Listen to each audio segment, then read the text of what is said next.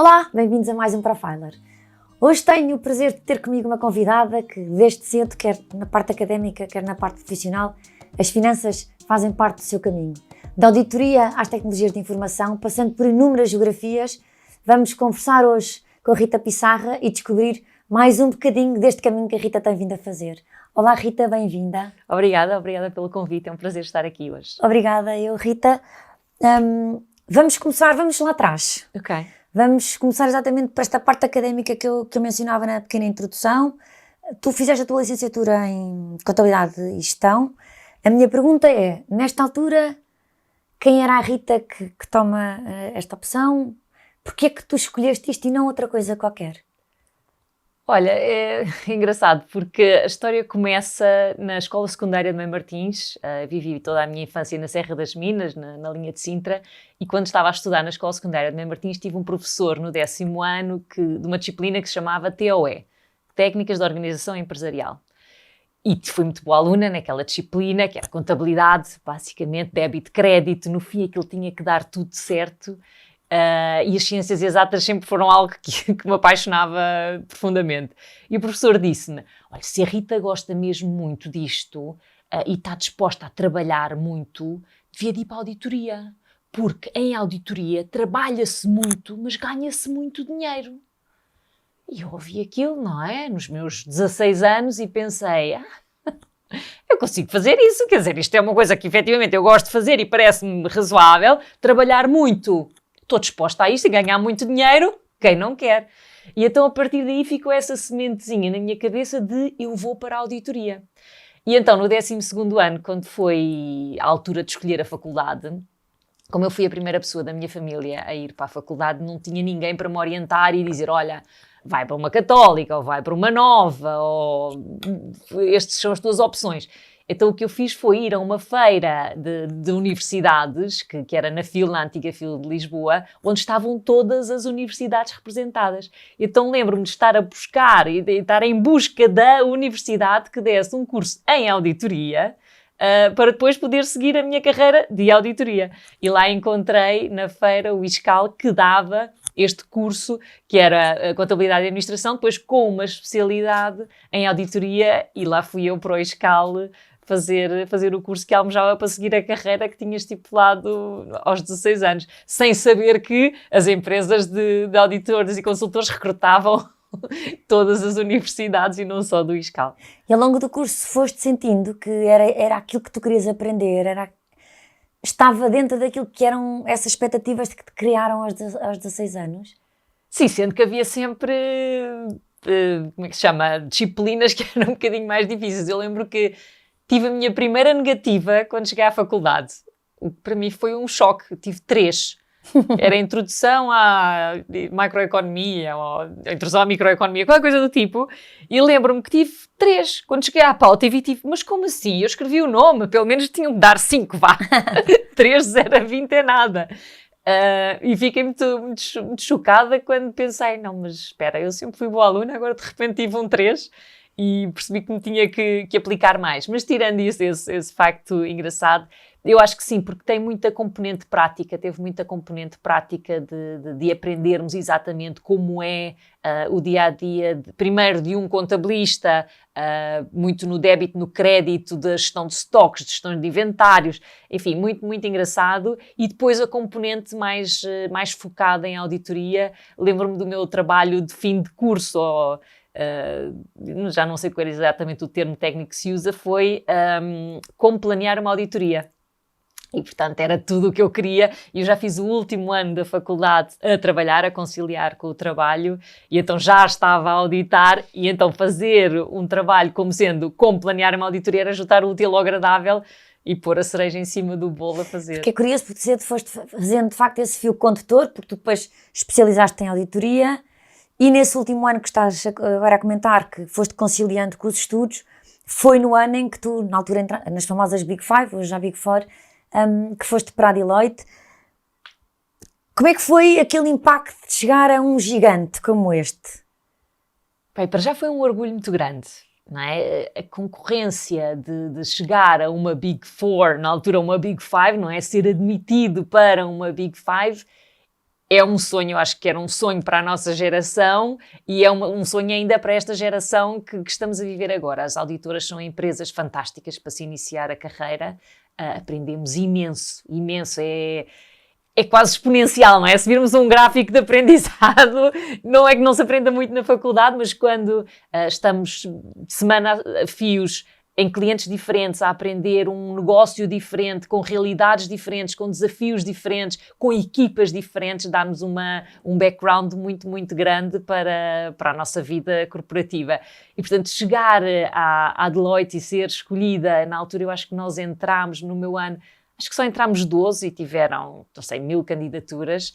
É um orgulho extremamente elevado de poder pertencer à elite de ser auditora na Deloitte. E lembro-me de celebrar muito com os meus pais quando cheguei. Disse, eu entrei, eu fui escolhida.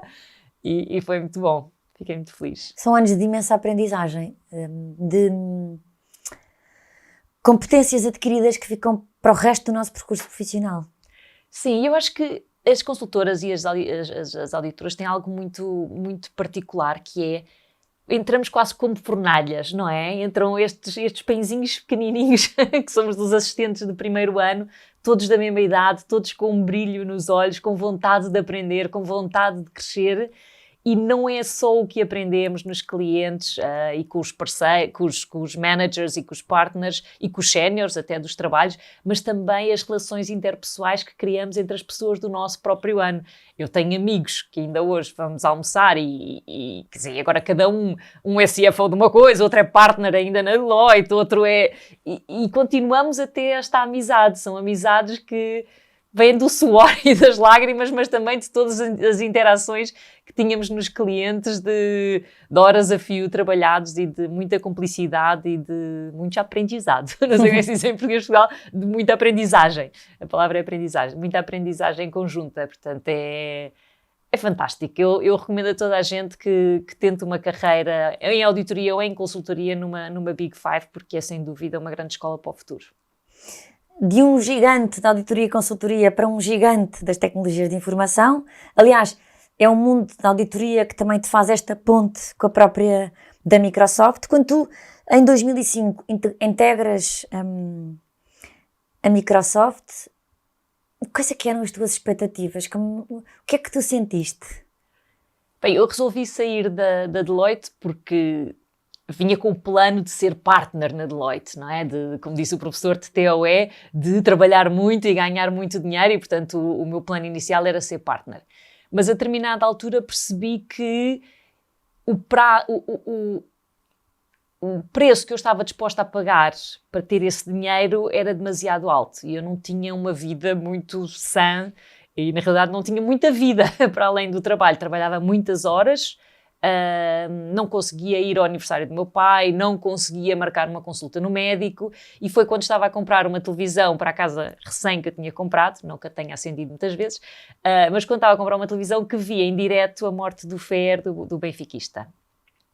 E isso de alguma maneira mexeu comigo a pensar, está aqui um profissional do desporto, com muita saúde aparente, não é? Que é sujeito a exames físicos e exames médicos com alguma frequência e faleceu. O que é que impede disso acontecer a mim também, não é? Ando aqui a um ritmo de vida alucinante, não tenho namorado, não tenho muito que mostrar da minha vida que não seja a profissão neste momento, se calhar está na hora de mudar. E foi aí que eu decidi sair da Deloitte e comecei em busca de algo diferente, algo que me permitisse ter um balanceamento melhor entre a minha vida pessoal e a minha vida profissional.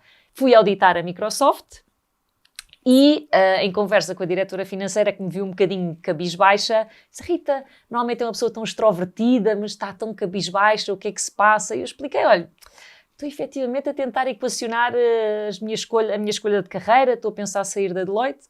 E ela disse-me que havia uma posição em aberto, se eu não me queria candidatar, fiz todo o processo normal, com todas as entrevistas e testes, cheguei atrasada à entrevista final, porque o meu carro avariou, fui para o sítio errado, enfim, e fui escolhida. Entrar na Microsoft de início foi um misto de sentimentos, porque a Microsoft não é o gigante informático que é hoje, e, portanto, quando eu aceitei a proposta ou ponderei aceitar a proposta da Microsoft, fui dizer ao meu pai e à minha mãe que ia sair da Deloitte para aceitar a proposta da Microsoft, e a reação do meu pai foi: mas o que é que tu vais fazer? Tens um emprego estável, um contrato na Deloitte e agora vais deixar tudo para ir para essa empresa dos computadores? Qual é o futuro que isso tem? E lembro-me de sentir: ai meu Deus, mas o meu coração diz-me que sim, e agora de repente o meu pai, uma pessoa em quem eu confio e em quem eu deposito a maior confiança, passa a redundância, e diz-me que não, que talvez deva ponderar algo diferente. Foi um bocadinho um misto de sentimentos, mas segui o coração e lá fui eu, porque a minha mãe olhou para mim. É engraçado, voltando um bocadinho atrás, houve um dia que eu ainda estava a viver em casa dos meus pais e cheguei tarde do trabalho e a minha mãe estava à minha espera. E quando eu tentei entrar e abrir a porta pé ante pé para não acordar ninguém, a minha mãe estava lá à espera e disse: isto são horas? Isto são horas de chegar? Eu disse: mas eu estive a trabalhar, não estive na discoteca, não, estive com os meus amigos. E então lembro-me de olhar para a minha mãe quando o meu pai estava a ter este discurso e ela, de alguma maneira, sinalizar-me que sim, que como estava não era forma de continuar e que sim, que devia de querer abraçar novos desafios. Então fui para a Microsoft. Não era a empresa que é hoje, era uma empresa ainda numa expansão gigante, e foi diferente, não é? Não havia aquele espírito, não havia aquelas pessoas todas da minha idade. Era uma empresa com uma faixa etária mais velha do que eu, agora eram mais novos quando saí, mas era uma empresa com uma faixa etária mais velha, num mundo completamente diferente de tecnologias de informação, algo que eu ainda não tinha tanto conhecimento aprofundado. E, portanto, foi uma realidade um bocadinho diferente. Aliás, quase na primeira reunião com a minha manager na altura, ela pediu-me para fazer o meu plano de desenvolvimento de carreira. Ao que eu pensei: então, mas agora acabei de entrar, já queres que eu mude para outra coisa diferente? Como assim? Portanto, uma realidade completamente diferente, muito mais focada em desenvolver os profissionais, não como na Deloitte, muito hands-on, muito vais para o cliente e vais aprender e está aqui esta formação para saberes o que fazer, muito mais de planear e desenvolver competências que possam ser usadas no futuro de forma planeada para funções que possam ser feitas no futuro. Quais foram as primeiras funções que tu foste fazer na Microsoft, quando aceitaste essa proposta? Fui fazer uma função chamada EPG e PS Business Controller. E o que é que isto quer dizer? Era Enterprise Partner Group, EPG, mais PS, que era Public Sector, Business Controller. Basicamente, eu era uma controller de receita, de revenue, como dizemos na gíria financeira. A minha função era ser a pessoa financeira do líder de vendas para empresas públicas e para empresas privadas de grande dimensão. Portanto, era o segmento de negócio de empresas grandes, sendo elas públicas ou privadas, e eu era a business partner financeira dele. Portanto, o meu trabalho era budget, forecast, outlooks, perceber qual era o ciclo das vendas de determinado contrato, perceber quando é que esse contrato ia ser fechado, analisar gastos, portanto, a gestão financeira de les a les daquele segmento de negócio. Tu estiveste 2 anos em Lisboa, mais ou menos, aproximadamente, e rumaste aos Estados Unidos. A minha pergunta é: tinhas em mente até então que fazer carreira internacional faria parte dos teus planos? Ou isto surge já no enquadramento de Microsoft? Quando eu fiz este plano de carreira, voltando um bocadinho atrás, eu sempre adorei viajar. Sempre adorei. Conhecer novas pessoas, conhecer novas culturas, novos cheiros, novas maneiras de enquadrar desafios. E, portanto, eu já na Deloitte pedia sempre aos partners para me colocarem nos clientes internacionais. Fossem eles em Cabo Verde, em São Tomé, em Angola. Eu pedia sempre para ir auditar os clientes internacionais que tínhamos. Portanto, já tinha algum bichinho. Quando cheguei à Microsoft e fiz o meu plano de desenvolvimento de carreira e coloquei que queria ser a CFO da Microsoft Portugal, percebi que a maneira melhor de chegar a ser diretora financeira era ter uma experiência internacional onde pudesse desenvolver competências que em Portugal não seriam tão fáceis de desenvolver e o progresso não seria tão fácil de alcançar. Portanto, ter uma carreira internacional e ter ido para os Estados Unidos foi algo que estava alinhado com esse plano de desenvolvimento de carreira. Lembro-me de ter a conversa com a minha manager, que queria ir para fora e que fazia parte do meu plano, e houve um dia que ela chegou ao pé de mim e disse: Rita, vai abrir este programa, chama-se Finance Global Exchange Program. E basicamente era uma pessoa do field, portanto das subsidiárias dos países, que ia para a casa-mãe, em Seattle, e a pessoa da casa-mãe vinha para o país. Portanto, era uma troca de trabalho durante um período de tempo, com tudo pago. E pensei, isto é perfeito, porque eu vou viver para o estrangeiro, vou experimentar viver fora, se não gostar, no fim daquele prazo, eu regresso, no harm, no fall, não é? Ou seja, se não correr bem, tenho aqui o meu trabalhinho de volta, volto ao mesmo. Era confortável de alguma forma essa possibilidade? Era muito confortável. E então disse, ok, vamos a isso. Fiz a minha candidatura, preenchi tudo e candidatei-me e fui aceito para o programa piloto. O que é que aconteceu entretanto? O meu pai faleceu. O meu pai faleceu dia 13 de outubro, que agora vai ser 13 de outubro outra vez. Uma data chata.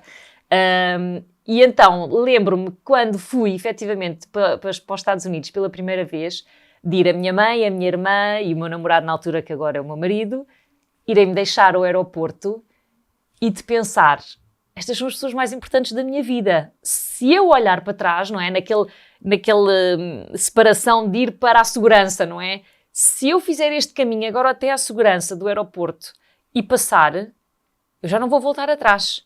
Se eu olhar para trás, eu já não vou. E lembro-me também de sentir o estômago às voltas e o coração apertado e de alguma maneira pensar, é mesmo isto que eu quero? It's a point with no return. É mesmo isto?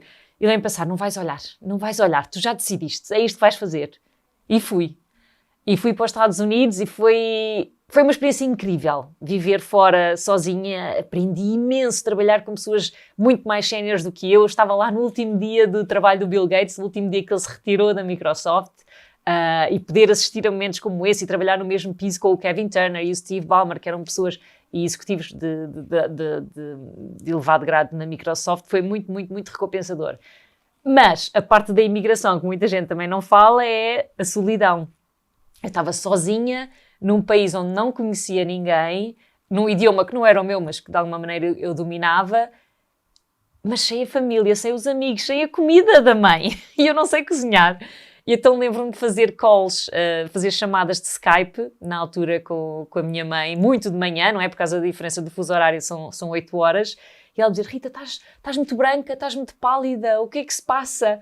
E eu, mãe, não há sol, não há surf, eu não vou à praia. E de sentir que embora estivesse a aprender muito, que as saudades de casa também apertam muito e é importante nós termos sempre esse pezinho de que é ótimo fazer uma carreira internacional, mas há um preço a pagar para aprendermos muito mais do que só cá em Portugal. Eu já retomo ao teu passo seguinte, que tu depois rumaste a França, mas eu tenho que voltar só um bocadinho atrás, porque tu disseste que colocaste no teu plano de desenvolvimento pessoal, que te pediram logo assim que chegaste à Microsoft que o fizesses, que ias ser diretora financeira da Microsoft de Portugal. Ia ser. Ali, logo ao início, tu disseste Sim. que ia ser. Recordas-te disso? Recordas-te, eu acabei de chegar, mas eu vim para ser isto. Sim. Eu sempre fui muito ambiciosa. Muito. Sempre quis crescer muito. E quando me perguntavam, a mesma coisa na Deloitte, quando me perguntavam o que é que queres ser, eu quero ser o maior que se pode ser. Qual é o maior? É partner? Eu quero ser partner.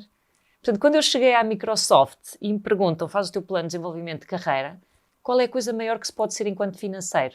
É CFO? É CFO que eu quero ser. Será que muitos mais de nós pensamos isso, mas temos algum receio, alguma vergonha de materializar, de verbalizar, de escrever num plano, porque os outros vão achar que nós somos demasiado ambiciosos? Eu acho que sim. E acho que, principalmente nós mulheres, temos medo de materializar e dizer. E acho que também pode ser... Em Portugal, eu acho que às vezes as pessoas têm medo de dizer, porque o outro lado pode dizer, agora quero-me roubar o lugar. Isso que não faz sentido, não é? Eu sempre recrutei pessoas na Microsoft, eu recrutei sempre pessoas que tinham essa ambição, que queriam e que eu achava que podiam ser melhores do que eu. Porque quando nós trabalhamos com alguém desse calibre, com essa vontade, faz-nos crescer também. Crescemos todos. Crescemos todos juntos. E portanto, é uma das coisas que eu gosto de passar a mensagem, de inspirar pessoas, é tenham ambição, independentemente de qualquer que ela seja. Eu tinha a ambição de ser CFO. Outra pessoa pode ter uma ambição de ser o melhor técnico informático que existe, mas a ambição de sermos melhores e sermos cada dia um bocadinho melhor do que fomos no dia anterior e de cada dia crescermos mais e sermos excelentes naquilo que fazemos, eu acho que esse orgulho todos nós devemos ter. Essa ambição todos nós devemos ter. Agora, qual é a ambição de cada pessoa? Cabe a cada um de nós estipular. Agora, olhando para trás, por acaso correu bem, mas olhando para trás eu acho que a reflexão devia ter sido outra. A reflexão devia ter sido: o que é que eu gosto efetivamente de fazer?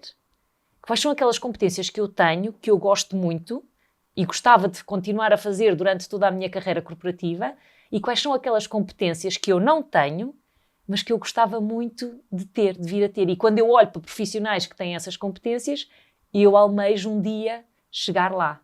E depois decidir qual é o standard title, qual é o nome da função que incorpora estas competências. Porque no mundo em que vivemos hoje em dia, quer dizer, hoje a profissão chama-se Chief Financial Officer, amanhã pode-se chamar outra coisa qualquer. Estamos a falar da AI, estamos a falar de outros avanços tecnológicos e no mundo constante de evolução, a função como a conhecemos hoje pode não ser a função que há amanhã. E, portanto, eu acho que temos de nos focar cada vez mais nas competências. O que é que me traz aquela energia positiva de fazer? Por exemplo, eu gosto muito de falar. Dá para notar, não é? Eu gosto muito de falar, gosto muito de comunicar, gosto muito de ensinar e de mostrar às outras pessoas coisas que eu uso no meu dia-a-dia e que pode melhorar o dia-a-dia delas também. Sou muito analítica, também gosto muito e posso perder tempo a debruçar sobre números e a fazer análises. E, portanto, é importante as pessoas façam essa reflexão de o que é que lhes traz energia positiva, o que é que lhes põe um sorriso na cara, que é diferente para qualquer um. Naturalmente. No outro dia falava com uma mentee minha e ela dizia, ela faz, agora não me lembro do nome da profissão, mas é algo do tipo, é procurement. Ou seja, ela faz negociação de contratos para conseguir melhores preços com a compra de elevados volumes. E eu era incapaz de passar a vida a negociar contratos, era algo que eu ia abominar fazer, mas ela adora. E essa é a beleza do ser humano, é que nem todos gostamos da mesma coisa. E é ok. E está tudo certo. E está tudo certo. O importante é que, eu acho que devemos isso a nós próprios, fazermos essa análise de o que é que nos traz energia positiva, o que é que vai pôr um sorriso na minha cara e qual é a minha ambição, para depois sim podermos traçar o plano para chegar lá. Dos Estados Unidos foste para a França, de França foste para o Brasil, e aqui estamos a falar ainda de algum tempo, nestas duas geografias. Quão diferente é trabalhar na mesma área financeira, no mesmo entorno financeiro, em geografias tão distintas como estas? Completamente diferentes. Porque o que faz as empresas são as pessoas. Embora fazer um budget seja igual em Portugal, no Brasil, em França ou nos Estados Unidos, no fim do dia, para fazer um budget, nós temos que nos relacionar com pessoas. E temos que falar com pessoas. E temos que interagir com pessoas. E as pessoas são diferentes. São diferentes em Portugal e são ainda mais diferentes quando se incorpora o tema cultural. Trabalhar no Brasil, para mim, foi extremamente difícil por uma cultura que eu não estava habituada. No Brasil eles têm algo fantástico, para mim no início fez bastante confusão, mas que é genial, que é, no Brasil as pessoas não dizem que não, porque não querem de maneira nenhuma ofender a outra pessoa que está a perguntar. Por exemplo, quando estamos num café, dizendo, olha, pode-me trazer açúcar? A resposta que recebemos, se não houver, normalmente é, vou ficar devendo essa para você. Ou seja, a resposta não é eu não tenho, porque o eu não tenho de alguma maneira vai te ferir, porque eu vou-te dizer que não tenho, portanto eu não posso satisfazer o teu pedido. Portanto, a resposta normalmente que recebemos é, eu vou ficar a dever. No sentido, pronto, eu tenho toda a intenção de fazer, mas neste momento eu não consigo, não é? Mas não é um não, eu tenho intenção de... Mas quando isto se traduz para o mundo corporativo, em que nós temos deadlines para cumprir e precisamos ter as expectativas certas de quando é que nós vamos receber determinada informação ou não, às vezes é difícil gerir esta falta de dizer não. E ao contrário, não é? Eu como vinha de um país onde dizemos abertamente não, quando a resposta é não, não é? Em Portugal nós dizemos não consigo, não há. Criou um choque cultural difícil de gerir no início, que depois eu adaptei-me e consegui perceber. E acho que essa é uma das aprendizagens maiores que eu quero deixar às pessoas que planeiam emigrar: não tentem impor a vossa cultura ao país onde chegaram. Nós é que somos os estrangeiros. Nós é que temos que nos adaptar à cultura onde estamos inseridos. Podemos dar o nosso feedback, podemos dar a nossa perspectiva de como é que nós fazemos as coisas como sugestão, por acharmos que é diferente, e essa é uma mais-valia que trazemos, mas nunca devemos impor, devemos sempre nos adaptar à cultura. E, portanto, eu comecei a perceber como fazer budget e como interagir com as pessoas no Brasil. E, ao contrário, nos Estados Unidos. Nos Estados Unidos, então, é uma cultura muito mais direta do que em Portugal, onde as coisas são sim, sim, pão, pão, queijo, queijo, e os deadlines são para ser cumpridos e não há aquela coisa de deixar para a última, como em Portugal, não é? Em Portugal andamos sempre neste limite dos deadlines. Nos Estados Unidos as coisas são sempre muito mais planeadas e há sempre um timeline que temos que gerir e temos que as entregas ao longo do prazo. Portanto, é engraçado e eu acho que é parte do charme de se ir viver para fora, perceber-se como é que as diferentes culturas, as diferentes realidades entram na mesma função. Do Brasil foste para Miami e é em Miami que tu assumes pela primeira vez a função de CFO. Portanto, ainda não eras CFO da Microsoft de Portugal, mas foste CFO em Miami. O que é que foi para ti atingir de facto este patamar de CFO? Foi um sonho. E vou explicar porquê. Eu estava acting. O que é esta função de acting? Eu tinha a minha função. A função que eu estava a fazer em Miami era a função, se calhar, com menos glamour que eu fiz na minha carreira, que era a função de Financial Controller. O Financial Controller está muito mais focado na parte de custos, processamentos salariais, entrega de impostos, uma coisa com menos charme do que ser controller de receita, não é? Que é aquela coisa dos contratos, dos clientes. Então é uma coisa muito mais back-office, de contabilidade, de impostos, uma coisa com menos charme. E, portanto, fiz o meu melhor, não é? Porque eu percebi que para ser CFO não posso ter só a versão do revenue, tenho que ter o pacote completo para conseguir ser a melhor CFO que eu possa ser, e fazia parte do meu plano de desenvolvimento que eu tinha que ter experiência nesta parte também. E quando o meu chefe, na altura, o Chad Hall, saiu da função de chefe de CFO de Latam New Markets e foi ser CFO da Holanda, ele sentou-se comigo e disse: Rita, eu sei que tu tens no teu plano de desenvolvimento de carreira seres a CFO da Microsoft Portugal, eu acho que tu estás preparada, mas vou-te pôr ao teste. E eu disse: como assim? E disse: eu vou para a Holanda para ser CFO da Holanda e vou-te deixar acting enquanto não recrutam uma pessoa para o lugar. E depois tu, se quiseres candidatar aqui, podes-te candidatar, mas depois não podes sair-se de Portugal a abrir. Tens que escolher, mas podes ficar acting o tempo todo que estiver o processo de recrutamento a decorrer.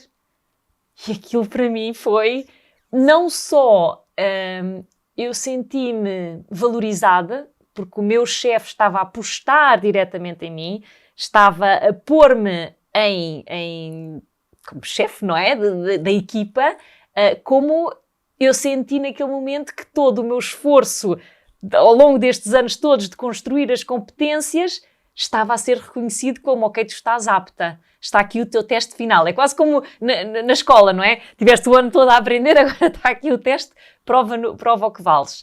E, portanto, para mim foi fantástico, não é? Eu lembro-me até hoje da reunião que tive com o Chad em Miami. Depois, houve alguns desafios, claro, porque uma coisa é chegar a uma equipa nova, não é? Ter sido recrutado e agora tu és chefe. Outra coisa é passar de peer, não é? Passar de membro da equipa, onde estamos todos em pé de igualdade, para de repente tu agora és a chefe. Acting. Ou seja, tu estás agora não é fingir, mas estás a fazer... Quase que a experiência, não é? Estás à experiência enquanto chefe. Portanto, para mim também foi muito, muito, muito importante perceber como é que se faz esta passagem de eu antes estava do vosso lado, não é que agora não esteja do vosso lado, continuo do vosso lado também, mas tenho também outro papel, porque eu tive que acumular as duas funções, que é sempre importante. E foi muito bom para mim perceber como é que eu podia fazer esta passagem e, mais uma vez, fiz o teste e no fim do ano recebi o prémio de Best People Manager dado pela equipa. Ou seja, depois no fim do ano as equipas votam e elegeram-me como The People's Award para a categoria de gerente de pessoas. E para mim isso foi o melhor, mais do que provar que eu estava pronta para ser a CFO, receber um prémio da minha equipa, dos meus pares, em que a Rita conseguiu estar up to the job, conseguiu elevar-se, ser chefe, mas ao mesmo tempo nós vemos nela a competência de liderança e por isso a nomeámos para este prémio. Para mim foi a melhor distinção que eu podia ter recebido deste teste. Quando deixaste Miami, ainda estiveste em Espanha, em Madrid, mais ou menos um ano, e depois o sonho tornou-se realidade. Sim. Em 2018, foste nomeada CFO da Microsoft de Portugal. Esse passinho de dança em Espanha, como eu costumo dizer, em Madrid, é importante, eu acho que é muito importante para as pessoas perceberem. Por muito que nós façamos um plano, os astros também se precisam de alinhar. Eu estava pronta em Miami para ser a CFO da Microsoft Portugal, mas a posição não estava em aberto. Não estava aberta. Estava lá outra pessoa a fazer a função. A pessoa não se vai embora só porque eu estou pronta, não é? E é isto que às vezes nós pensamos, não, mas correu tudo tão bem, está tudo tão alinhado, quer dizer, foi tudo tão fácil. Não, quer dizer, é fácil porque depois temos que ir arranjando alternativas. Então o que eu acabei por fazer foi, a posição não está aberta, ok, então no que é que eu me vou focar para acrescentar mais ainda à função que eu quero fazer. Então o que eu acabei por fazer foi vir para a Europa. Porquê? A Europa são países muito mais maduros, muito mais desenvolvidos do que na América Latina e onde toda esta questão da nuvem, que na altura estava no seu auge, estava muito mais desenvolvida do que nos países emergentes. Então foi importante para a minha carreira vir de volta para a Europa para perceber esta nova tecnologia, perceber quais eram os KPIs ou as métricas que eram interessantes para esta nova tecnologia, como é que vendíamos esta nova tecnologia, como é que isso mudava toda a estrutura de custo e toda a estrutura de receita da nova Microsoft com o Satya Nadella tinha desenvolvido depois de tomar posse na Microsoft. Portanto, consegui acrescentar, portanto, é fazer dos limões uma limonada, a posição não está em aberto, eu tenho que fazer outra coisa qualquer. Fiquei em Madrid, escolhi Madrid também por temas fiscais, e isso é algo que eu acho que as pessoas têm sempre que considerar quando vão para fora, perceberem qual é o enquadramento fiscal do país para onde vão. Madrid tem uma lei Beckham, que privilegia as pessoas estrangeiras, e portanto é relevante percebermos quando podemos escolher qualquer país para ir trabalhar, se quer França, se quer Espanha, se quer Holanda, se quer... Temos que, às vezes, escolher países onde também tem um benefício fiscal implícito. E, portanto, foi por isso que fui para Madrid antes de vir para Portugal. Depois, em janeiro de 2018, consegui a minha função de sonho. Consegui, mas tive que fazer entrevistas. Como todas as outras funções que eu fiz na Microsoft, nada me foi dado de bandeja. A posição abriu, eu candidatei-me e fui a candidata escolhida. O que é sempre importante fazer? Eu acho que às vezes as pessoas esquecem-se. Não é só mandar um currículo quando nos candidatamos a uma posição. O hiring manager ou a hiring manager, a pessoa que está a recrutar para a posição, tem que saber que nós existimos.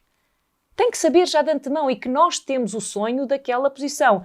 No mundo ideal, nós estamos até no plano de sucessão da pessoa que está a fazer a posição agora. Portanto, não é uma candidatura que cai do céu de repente. É uma coisa pensada, estruturada, onde já houve conversas de antemão e onde já há uma demonstração das competências que foram sido adquiridas ao longo do tempo para estarmos prontos para aquela posição.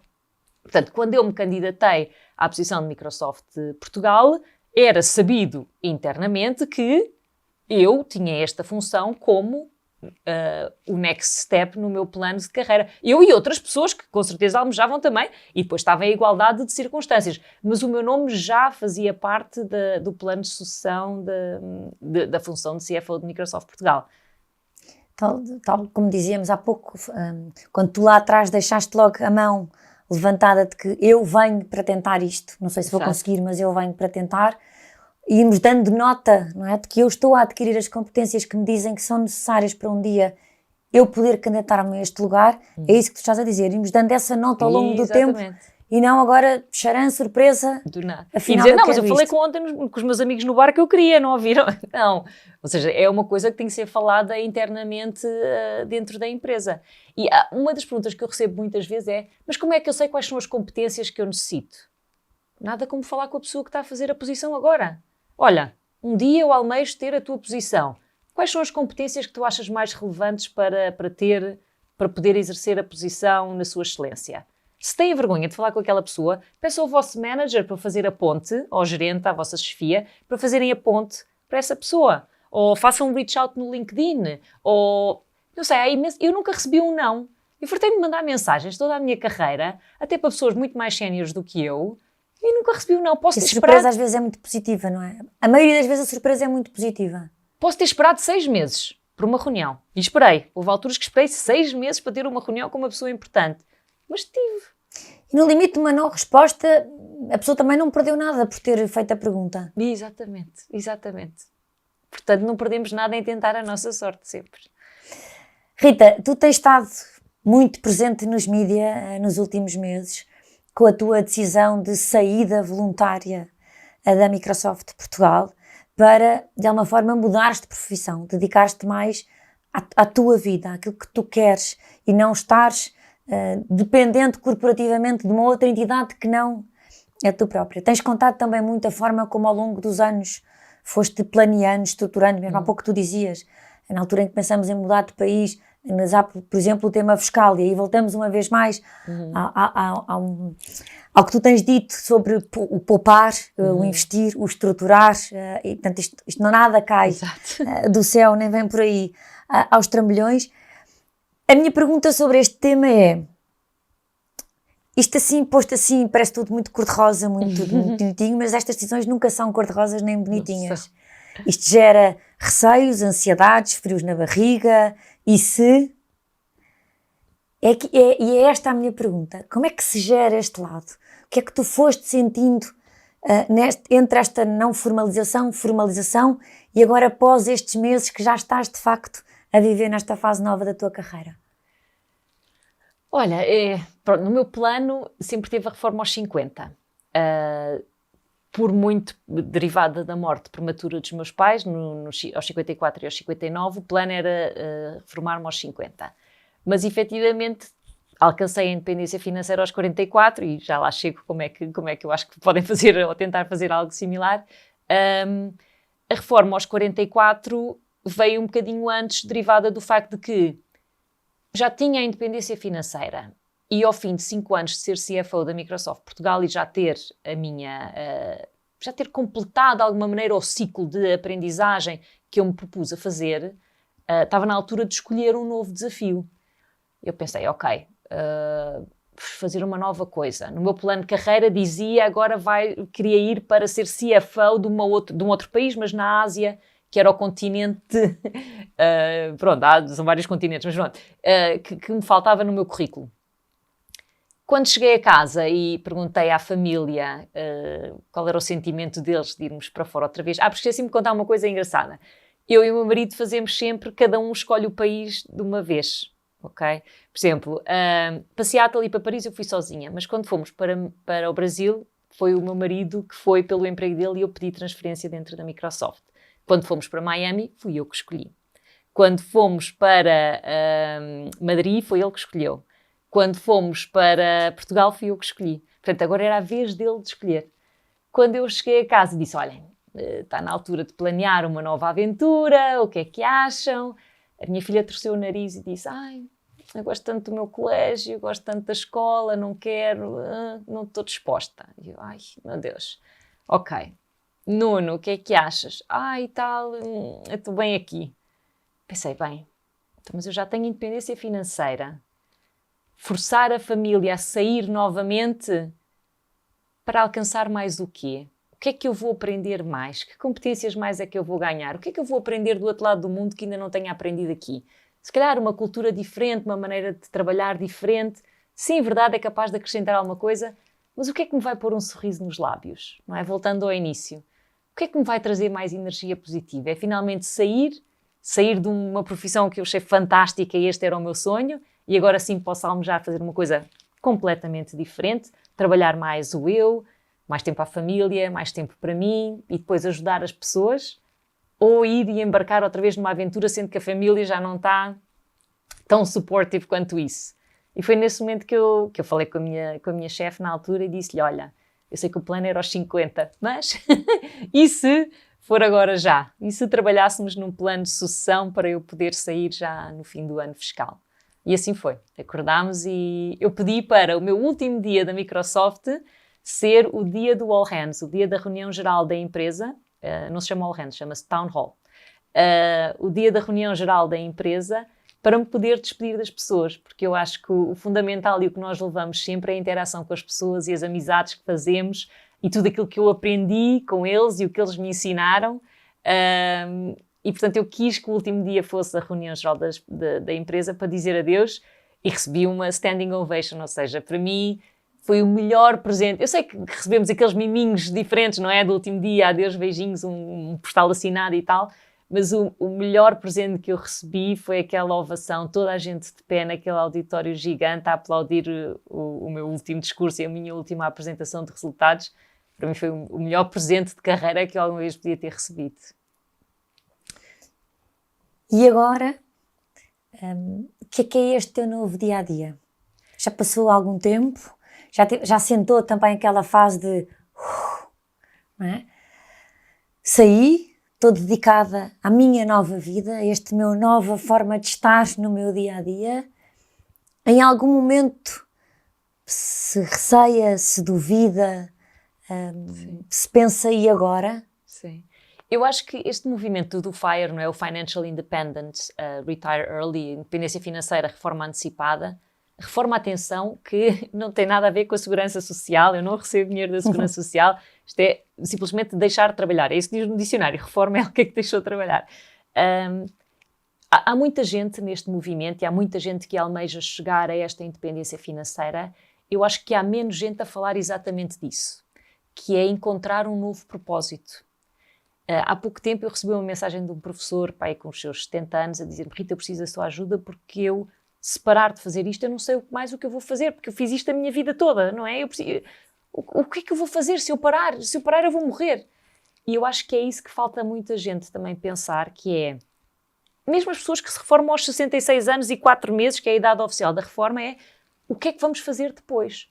Qual é o novo propósito de vida que vamos ter quando chegamos lá? Porque é muito bonito chegar, ok, eu tenho o tempo todo para mim. Mas são muitas horas do dia. São 24 horas. Se passarmos 8 a dormir, mais 2 em refeições, mais higiene pessoal, são muitas horas do dia. Portanto, qual é a nossa nova ambição? Qual é o nosso novo propósito? A que é que nós nos ambicionamos fazer durante o dia? Qual é o objetivo que pretendemos ter? E eu acho que há muita gente que se esquece de fazer essa pergunta. E o que eu tinha planeado, quando saí da Microsoft, era ter algum tempo para pensar. Para pensar o que eu queria fazer. Sendo que eu sabia à partida que eu gosto muito de comunicar, gosto muito de falar com pessoas, gosto muito de transmitir ideias. Percebi que o T-Minus, as publicações que eu fiz no LinkedIn sobre o meu... As coisas que eu aprendi no meu mundo corporativo tiveram muito sucesso, portanto, percebi que havia um público que gostava de me ouvir a partilhar o que eu aprendi durante a minha carreira corporativa. E, portanto, eu pensei, ok, eu vou-me dedicar a isto de alguma maneira, a ajudar pessoas, a ter vários mentors. Sempre tive 8, mas se calhar consigo estender o número de mentees para ter um impacto maior. Portanto, eu quero fazer alguma coisa deste tipo. Só que depois gravei o podcast no Expresso e assim de repente, não sei se me tornei uma figura pública, já me disseram que fiquei a figura pública, não sei, que fiquei famosa, não sei se essa é a conotação que eu quero. Eu acho que o que eu gosto mais foi que inspirei muitas pessoas, eu acho que essa expressão eu gosto bastante e tem sido um non-stop, tem sido muito, muito overwhelming, mas ao mesmo tempo muito gratificante, de poder falar com tantas pessoas, de poder transmitir esta ideia de que não é preciso vir de famílias abastadas, não é preciso ter andado na faculdade XPTO, basta planearmos, seguirmos os nossos sonhos, viver uma vida minimalista, poupar, investir, para depois podermos viver a nossa melhor vida, porque a vida não pode esperar. Sentes-te tu, nesta nova vida, isto, é verdade que veio um conjunto de coisas que não tinhas planeado, que ainda não tiveste o tempo que tu gostavas de ter para parar e pensar, Mas se calhar porque não é tempo de parar e pensar, é tempo de surfar esta nova onda. Sim, ou seja, eu estou a gostar de surfar a onda, sem dúvida nenhuma. Acho que a onda era um bocadinho maior do que eu esperava. Foi quase tipo, eu estava à espera de apanhar a Costa da Caparica ou Carcavelos, depois mais Carcavelos mais cavado, e de repente veio a Nazaré. Foi assim um bocadinho avassalador. Com esta fama, com este mediatismo, veio também o aspecto negativo, não é? De muitas pessoas a criticarem, de alguma maneira a desvalorizarem as minhas conquistas, os chamados haters, não é? Aquele ódio gratuito da internet que se recebe, que é muito, muito, muito esquisito, mas eu acho que o feedback positivo foi muito, muito maior do que o feedback negativo, e tenho andado a surfar a onda enquanto as pessoas me quiserem ouvir e eu tiver algo para partilhar. Vou aproveitar e estou super entusiasmada a escrever o livro, que espero terminar até ao fim do ano, para ser lançado para o próximo ano calendário, que vai ajudar seguramente ainda mais pessoas com todos estes passos de o que é ambição, como é que podemos planear a nossa carreira, o que é um discurso de elevador, o que é um mentor, como podemos arranjar um mentor, o que é um plano de sucessão, o que é o work-life balance, o que é que faz sentido de pensar no work-life balance, como é que se faz um planeamento financeiro, e depois toda esta questão de que falámos agora mesmo de quem somos nós depois de darmos o grito do Ipiranga, de nos retirarmos do mundo corporativo, e depois uma pequena conclusão. Portanto, espero que as pessoas depois gostem do livro que eu estou a tentar escrever. Não sou escritora, mas estou a tentar o meu melhor. Mas pões por escrito aquilo que foi a tua vivência, a tua prática, e que te levou a atingir os teus objetivos, fossem eles quais fossem no fim da linha. Exatamente, e o que eu proponho às pessoas é quase um guia prático para as pessoas, mesmo no livro, fazerem já a sua própria, o seu próprio plano, com perguntas do tipo, mas como aquela que dizíamos, o que é que lhe põe um sorriso nos lábios? O que é que lhe traz aquele calor de sentimento bom no fim do dia? Não é? Esses tipos de coisas que eu acho que muitas vezes nós até sabemos que são as perguntas certas, mas não paramos para as responder. E que já que estamos a falar de livros, no âmbito deste plano que foste fazendo ao longo dos anos, daquilo que foste delineando, que querias fazer com a tua vida, que livros é que tu foste lendo ao longo deste percurso que de alguma forma te marcaram e que hoje nos deixarias? Olha, mais do que livros, eu sempre tive muitos mentors, ok? Sempre tive pessoas mais séniores dentro e fora da Microsoft que me serviram como guias, porque eu sou uma pessoa muito mais prática do que teórica, e muitos dos livros têm muita teoria e eu gosto muito mais da prática. Então, ao ter mentors que eu escolhi para desenvolver certas capacidades ou para me desafiarem a determinadas coisas, permitiu-me aprender muito melhor, talvez não melhor, mas de uma forma que a mim me agrada mais, não é? Que é o hands-on, é pôr a mão na massa e trabalhar. E, portanto, mais do que um livro, eu acho que experiências são necessárias para nós conseguirmos perceber aquilo que efetivamente gostamos, o que não gostamos, e ajuda-nos a crescer muito mais. Em termos de literatura, eu, por exemplo, adoro o LinkedIn porque consigo ler artigos. Como eu acho que tenho um spam de atenção muito, muito pequeno, se calhar mais pequeno do que a média normal das pessoas, eu gosto muito mais de ler artigos do que ler livros, porque com os livros eu às vezes perco-me um bocadinho. Não que existem livros fantásticos, mas eu gosto muito mais depois de ler artigos que são mais resumidos e que eu consigo prestar atenção e consigo tirar ilações do que depois um livro mesmo. Mas o meu vai ser o melhor.